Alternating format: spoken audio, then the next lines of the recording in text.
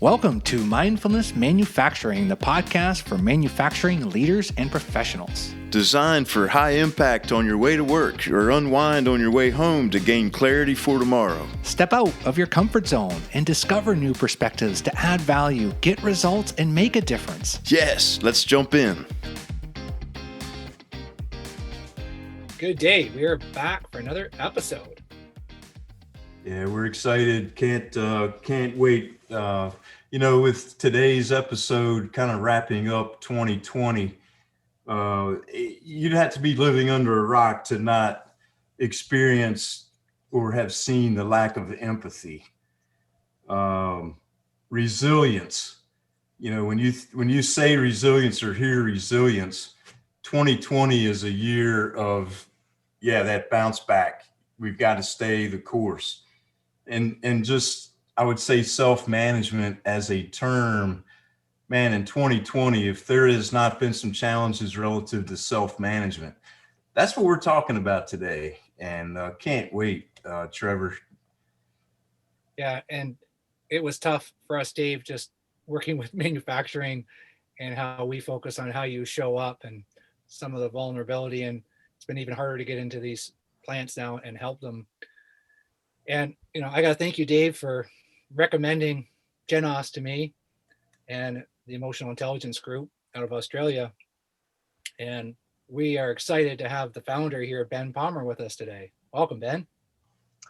Hi, Trevor. Hi, Dave. It's great to be with you. Thank you so much for having me. Yeah, it was a couple of years ago where, Dave, you introduced me into this space, and I realized how much I needed it and how much it's been actually kind of helping myself and creating some good stories of the things that I could have done better in the past.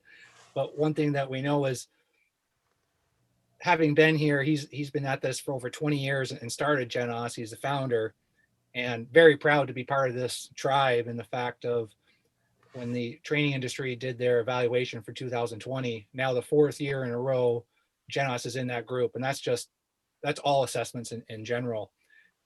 And Ben's grown this into 28 languages, 33 different countries. Not bad for an Aussie company that started out of Swinburne University, eh, Ben? Thank you very much, Trevor. Yes, we're very proud of the achievements of Genos and all the team. And we're very grateful to have people like yourself and Dave wrapping your arms around this concept and helping to, make a difference to people's businesses and people's lives. And that's what I love about the concept so much. The tagline for the business: game-changing for business, life-changing for people. And I think when you develop these skills within yourself, self-awareness, empathy, resilience, capacity to positively influence others, it's not just good for business, it's great for you as well, because they're the sort of skills that you take home. They're the sort of skills that are important in terms of how you show up with your partner, in terms of how you parent your children, in terms of how you interact with your siblings. And I get tickled pink mostly when people come up and say, the team's more engaged, but my relationship with my 15-year-old daughter, or, my wife and I are talking better than we ever have for years. That's really what makes me tick. And that's why I love this word. So, Ben, we've talked a lot on this podcast. Mindfulness is not a word used much in manufacturing, and emotional intelligence certainly isn't.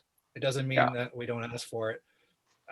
I have brought that word up to owners of manufacturing plants and gotten a very strange look more than once. So, I thought a great place to start today is, can you just explain about emotional intelligence? And we've talked about what it is, but what isn't it? Like, what's not emotional intelligence? Because there's confusion out there of what it is and what it isn't. Yeah, sure. Well, I'll start my answer by telling everyone I'm 46 and my father is just ticked over 70. And when I was at uni, and I said to my dad, I'm going to study this emotional intelligence stuff and I'm going to bring it to workplaces. He immediately said, all that HR puff and stuff, that's all just a waste of time. And I'm very reminiscent of the mindset that, people of my father's age kind of have. Indeed, even when I started looking at this concept in the early 1990s, there certainly was this notion that, you check your emotions with your raincoat in the locker on the way in and you pick them up on the way out. And of course, neuroscience and psychology and other things have shown us that we just can't dissociate ourselves with emotions in that way. And that kind of ideology is a little bit nonsensical in that sense. But I think the HR puff and stuff words kind of still encapsulate nicely what is a misnomer about the concept skill. That is, that it's about being nice to people. It's about being, empathetic and emotional, for example. And of course, it's not about those things at all. Emotionally intelligent people can be tough and compassionate at the same time. Emotionally intelligent people still get angry, but they get angry in the right way, to the right degree, at the right time, in a way that creates engagement, not disengagement. Anger is an interesting emotion in the workplace. If you demonstrate it really well, it's very powerful. It gets people's attention. It gets people to really engage with what's being said. But it can also be a very destructive emotion. If you don't demonstrate anger intelligently, and this is what emotional intelligence is really all about. It's about the intelligent use of emotions. If you don't demonstrate anger intelligently, then all of a sudden you can get the fight or flight kind of response happening. So people become very, in Australia, we talk about working to the rule, for example. That just means compliance. If I start at 9 o'clock, that's when I start. If I finish at 5 o'clock, that's when I finish. If you get a lot of compliance and you get a lot of kind of just stepping back and you get a lot of silo mentality, this is what I do, I don't step outside of those bounds. That's, when you don't do anger well, that's the kind of mindset you start to get in your employees. And of course, that's when your business starts to become a player in the market, not the leader of the market. I like to talk about emotional intelligence is not about HR puff and stuff. It's not about being warm and fuzzy, although that might be what it is sometimes. It's mostly about thinking about the situation, the emotions that are right for the situation, and intelligently using them to manage yourself, to influence others, to engage others, to get people to understand what you want, why you want it, what needs to be done. People decide and think emotionally before they think rationally. This is the other thing that great neuroscience studies have kind of shown us. And so I think your emotional intelligence helps you tap into that and really be influential and effective as a leader. Yeah, you can block it out as well. So I don't think I've told this story, but in Canada, running a very large frame manufacturing plant, and I had this written on my wall, and it was a sign that said, "There is no crying in frames." So, I should have had a sign that said, "Yeah, Trevor can't handle emotions." So I just lost out on all that information and all that connection because I just didn't have the skill. Like I wasn't a bad person, but I lacked that skill. So I didn't open that up and I blocked that out. And I think of, I had a lot of success, but it's like, man, if I would have had a coach and someone to kind of say, hey man, they're trying to tell you something. Yeah. And coming in there as the bull in the china shop isn't always motivating. Yeah. Yeah. And when you talk about, your emotions and perhaps generational, but you still see it a lot today is check your emotions at the door, leave them at the door and pick them up, on your way out.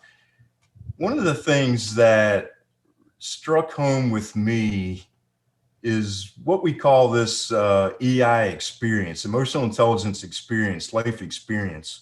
And it's an exercise to where we ask either individuals or participants in a small group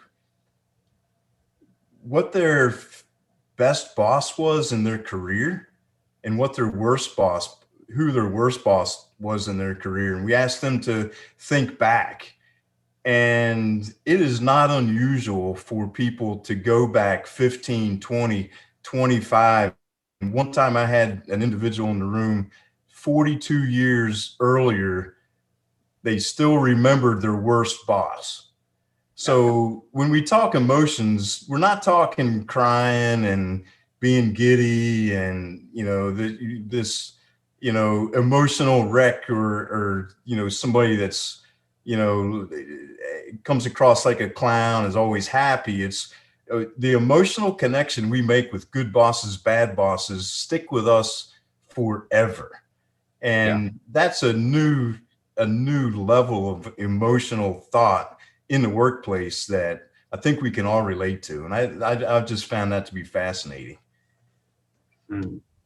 Yeah, absolutely. It reminds me of a way I think of explaining the power of emotional intelligence with what I call my two pens activity. I usually have two pens in my hand, one that I just took out of the cupboard at Genos here, and another pen that my father authentically gave me for my 40th birthday.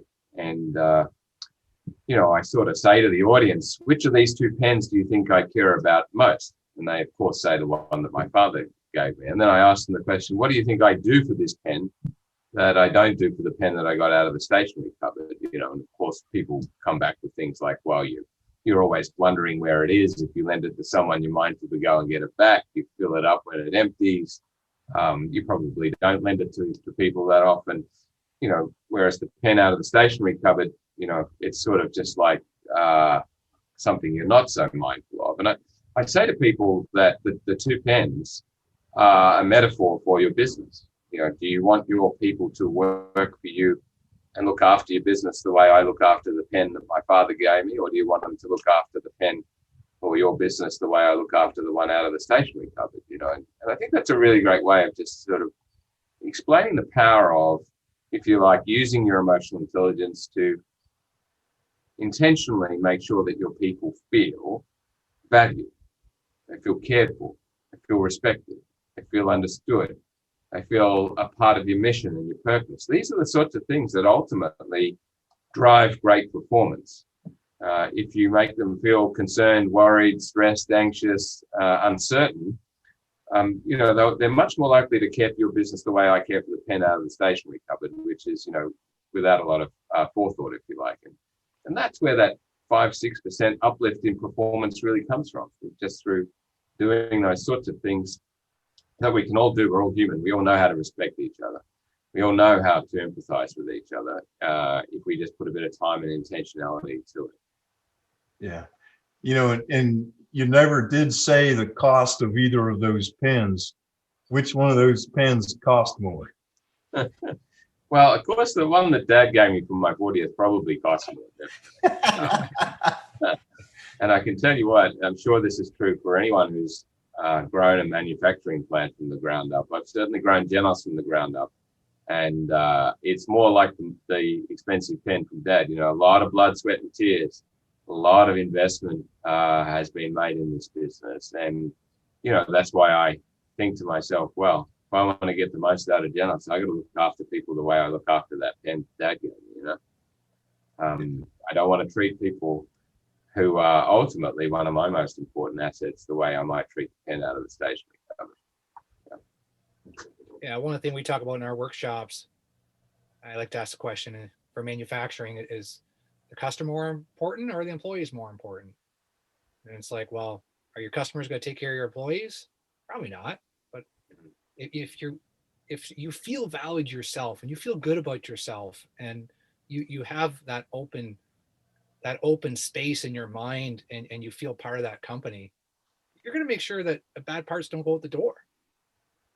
Because you're going to be one with that, and you're going to protect the company. If you're disconnected and you're just showing up and it's like, hey, dude, you're getting paid for 8 hours to just do your job. And it's like, yeah, and I'm just coming in 8 hours to make this happen. So I'm not going to freak out if I think this shouldn't be shipped to the customer and it's going, and we'll see if we get a PR&R or not. Yeah, it's a classic, service profit chain play, isn't it? If your people are dealing with your customers, how you deal with your people is how your people are going to deal with your customers. So again, it comes right back to emotional intelligence. Yeah. And I'm always trying to figure this out with Dave, and we talk, and it's kind of like, well, how else do you kind of have that conversation? Because we know that, especially, as Dave has mentioned, when we start at the top, it's that ripple effect. When we see how that person at the top shows up as their best self, as their vulnerable self, then everybody else starts doing the same thing. And if that person at the top is not open, well, that's going to ripple through the organization in the wrong direction. And, when I saw you, Ben, at the workshop in Hawaii, where we had, 17 different countries represented at the Genos conference, and Nikki Langman did the presentation. They did a year-long program there. And what they weren't targeting that they did is that their safety stats got so much better. And you think about safety is important in manufacturing. And I know many owners that take it so seriously. But what we don't really make the connection to, it is that whole amygdala and not getting all tense. Because usually when you've gone through many safety investigations, Dave, yourself, and you know that it's not usually in a calm environment that someone got hurt, right? It was usually something was rushed. We weren't being mindful, and we're just trying to get something done. And it was always with good intentions. And maybe we didn't bring something up because it just wasn't that comfortableness and that safeness to bring it up. And that's the game changer in itself. And if you can shift safety, man, protect your workers, love them, care for them. Yeah, it's an interesting case study. I think what ultimately happened at Cargotec through an AI development program was it really shifted the business from a culture of artificial harmony, fear of confrontation. No one really being prepared to put their hand up and say, hey, I don't think this is good, or I don't think this is right, or I don't think this should be happening, to a much more open culture where people were talking up more. So the report of near misses and safety incidents actually went up, but the actual number of safety incidents came down.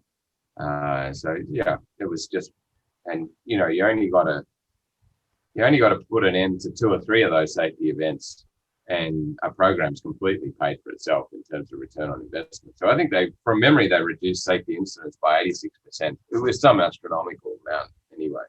And sure, absolutely, that program more than paid for itself at Cargotec. Yeah, so talking about specific behaviors, what is and what is not intelligent emotional application, right? Yeah. When we do a safety investigation, when we are investigating afterwards an event, how many times have we been in a room or you witnessed this investigation occurring while 2 of the 3 people are multitasking, checking their emails, laptops open, texting others, but yet we're saying we're doing this safety investigation, but the appearance is that I'm distracted, my head's not in it, I've got other, juggling other priorities. And in manufacturing, multitasking, it's all about multitasking, right? I mean, there's too much to do and not enough time to do it. So whether it's safety and doing that investigation, or whether it's a performance review or a coaching session, what are some of the mundane, the innocent but not so innocent behaviors that you see that maybe our listeners can relate to? I say, if you're on your own while you and I are talking, I'm immediately saying you're not interested. It's all about you, not about me, right? That's a perfect example of an unemotionally intelligent, or a not as effective as it could be conversation. What are some other simple behaviors that we see out there? Trevor, Ben, what comes to mind? Well, a couple of things come to mind for me. I think people who carry themselves with emotional intelligence, if they're going into a meeting like that, or any meeting for that matter, I think they spend a few minutes thinking about planning for the way they're going to show up. So who am I going to see? What emotions do I want to project? What are the right emotions for this situation, for example? What questions am I going to ask? How am I going to be present and mindful? What's the outcome I want from this interaction, and how am I going to generate that outcome? I think these are the kind of quick questions that someone on that 5-minute walk from point A to point B is really starting to think about. In other words, they're planning and being intentional about their interactions. That's the first thing. And I think the second thing that you kind of alluded to there, Dave, in my mind, is they're being very present and demonstrating lots of mindful listening. You know, I think people who are emotionally intelligent are, not looking at the phone and the laptop while they're talking to someone, obviously. They're much more, okay, here I am, I'm with you. And they're thinking and being intentional in the interaction. And there's lots of open questions, lots of mindful listening, paraphrasing back what you've heard. I still get amazed today at just how two different people can be in a conversation, or three or four people, and three or four people taking away three or four different interpretations of that conversation. So I think emotionally intelligent people in meetings engage in a lot of sense making, to use that term, which is really, okay, so how are you feeling about this conversation, Dave? Here's how I'm feeling about it. What's the co-understanding that we've created from this? You know, there's lots of kind of questions and paraphrasing back. I think that's a really important key part of it. Yeah, I see so many things get missed because of guys like me that had the no crying sign, and had a breakthrough just this last couple of months. And I'm in the US, but still delivering programs in Canada and supporting launches as an essential service. The borders are still closed with COVID. And the owner was having a meeting with his leadership, and one of the members said, "Hey, Trevor's coming from the US. It's another risk because he's crossing the border coming to work with us. Does he really have to be here? Could we do it different with them?" And the owner kind of dismissed it at the meeting. But the breakthrough was he came out of the meeting and he went back to him. And in the meeting, he kind of justified why I needed to be there. And he did the 360, the Genos 360. He's gotten some feedback, and it doesn't happen overnight. But I think to kind of go back to Dave's question, it's those little moments. It's those magic moments, because that was a huge deal. Because now he brought up in a meeting in front of everybody. And now all of a sudden, the owner changed the direction because he was aware of that person's emotions, and it was a big deal. And I guarantee you, 1 year ago, never would have happened. Yeah. And if it's happening, that's just one example. And then that just spins off. And then that turns into, like we talked about safety. Now we're talking about like just a concern there. And I guarantee you that's going to turn into the production line, because there's going to be a reoccurring issue that everyone's annoyed with. But now they're going to say, hey, the last time we brought up the owner, he did something about it. So let's try it again. And then all of a sudden it just snowballs. Yeah. There's a manufacturing plant up in Queensland here in Australia that happens to manufacture certain components for an airline manufacturer, which shall remain nameless. And anyway, to tell a story around the sorts of things you're talking about, Trevor, I went and gave a presentation there on emotional intelligence. And one of the messages that I wanted to give the boss of this particular manufacturing plant is that the quality of your relationships is one of the single biggest predictors of your own mortality. I was reading this book by a woman named Susan Pinker called The Village Effect. She's looked at centenarians, people who make it to over 100.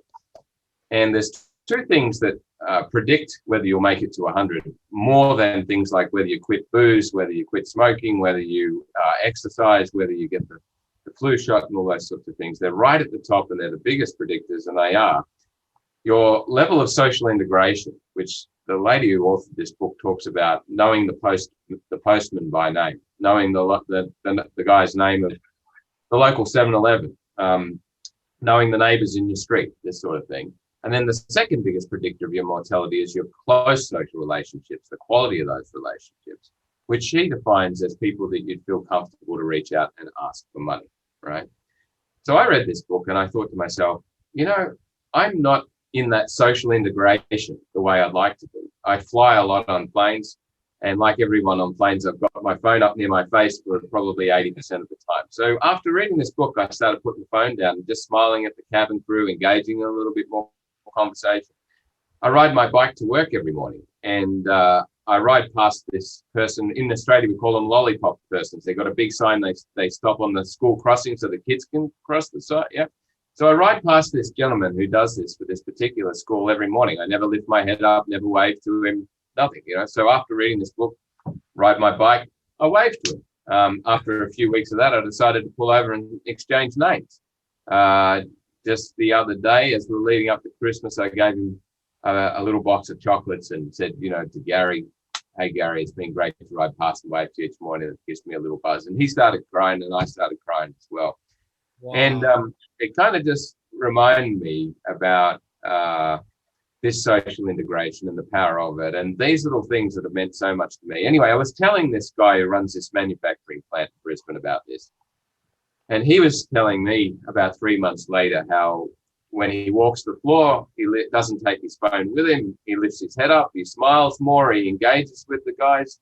And he said to me, just like my little exchange with the lollipop person there, he said, "It's made an amazing difference to how I personally feel on a day-to-day basis." And, the stuff that's now sort of coming out and I'm hearing and engaging with the guys, it's just lifted the whole atmosphere of the whole place, and they see me doing it, so they're doing it more with each other and so on. Yeah, and it's a great little anecdote, I think, Dave, of, again, what emotionally intelligent behavior looks like. It doesn't have to be a lot. It's these small things that lead to large differences. On this same track this year, I live in a long street. I've always known my neighbours across the road and on either side of me. After reading this book, I decided every Sunday afternoon I'm going to set myself a goal of half an hour of walking up the street and knocking on the door and meeting somebody who lives in my street that I don't know, right? It's been going on for most of the year on a Sunday afternoon. I've had the door slammed in my face and told I'm in case I've been invited in for donuts and cups of coffee. It's just been amazing. The people I've met, the conversations I've had. You just don't know what's out there. You got to lean into this stuff. And, we always think, that it's some sort of esoteric concept to be emotionally intelligent. It's not. It's just to be human is to be emotionally intelligent. It's just really about thinking, how am I engaging in my community? How am I engaging in my workplace? How am I engaging at home? And, how can I shift that up a notch or two through the small, little interactive things? Yeah. And that's interesting you bring that up, because I see where an introvert or an extrovert either could use that as an excuse for, hey, that's just not who I am, right? And yeah. I'm not introducing myself to anybody, but an extrovert sometimes at their own peril is not taken as seriously as others. And so there's this mix, and there's a difference in being introverted and extroverted and this emotional intelligent behavior that ends up being demonstrated. Interesting concept. Yeah, absolutely. I mean, I think those tools are really powerful, but one of the downsides of them is they can box people into a certain way of thinking about themselves, which, I think 95% of the time can be a little bit erroneous or not correct. Like I said, to be emotionally intelligent is to be human. Whether you're introverted, extroverted, or whatever, we can all smile. We've all got the muscles for it. We can all be empathetic. We've all got the mirror neurons and everything we need to just sit opposite someone and feel what they're feeling. We just need to know how to put ourselves in the right context for it. So. Yeah, I think those tools can be great in terms of helping create understanding, but I don't like the boxing in part of them. I think, anyone who's walking around on the planet has learned things, and we can learn things, we can learn with emotional intelligence just like we can learn to walk. It's about our own motivation and passion, how much we kind of put into it. Yeah, it's a skill, and you just got to get uncomfortable. Go knock on that door. It's not what I normally do, but if you can walk and you can knock, you can try it on a Sunday afternoon. Now that's a great lead into something I always say. When we're young, we learn through experimentation. When we get older, we learn that risk is not good, and so we tend to bring that experimentation down a little. And this year in particular, I've really been focused on just experimenting a little bit more for myself. They're highly uncomfortable to go and knock on the doors of people in the street. And I love the fact that I've stepped out of my own comfort zone and gone and done that. Was that with a mask or no mask, Ben? Well, there was a time in Australia where masks were mandatory. If you got caught outside without a mask on, you usually got taken down to the local police station. So, no, I did it at a time when you could walk up and down the street. I think I did have a mask on for some of it, and then not on for other parts of it. Yeah, it's been an interesting year, hasn't it? I think as we look into the new year, talking about this concept, there are a couple of things that I think really come to mind. Really, I think we all need to think about it for our own humanity. The first one is perspective. I think it's really 2021 needs to be a year where we all learn more about each other's perspectives. And I'll share a little bit of myself towards that end. You know, I'm very progressive in my politics.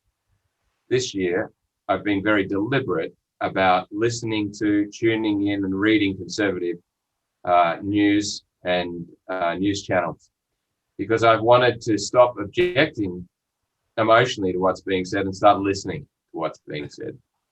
And, you know, I watch the normal news, which 90% of it's about negative stuff.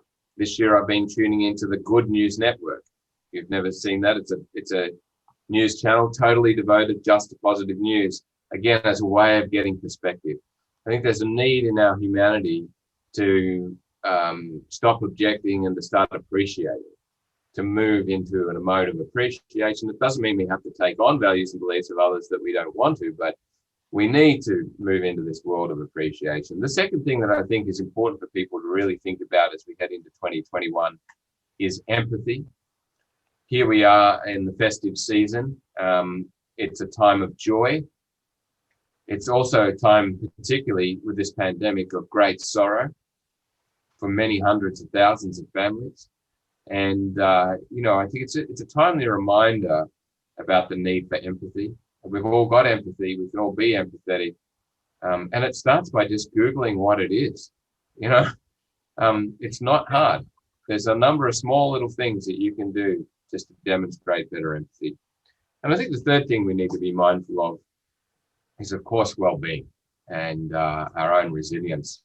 So, you know, think about, firstly, boundaries around your healthy and unhealthy habits. So if you look at your phone right up until when you go to bed, set a boundary. Don't look at it for 1 hour before you go to bed. You drink coffee after 2 p.m. Now might be the time of day to say, I won't drink coffee after 2 p.m. If you have a glass of wine all nights of the week, maybe it's time to make it 4 nights of the week or 3 nights of the week, something like that. You know, that it's really time for us to think about our well-being. I think this pandemic has reminded us all about the preciousness of health.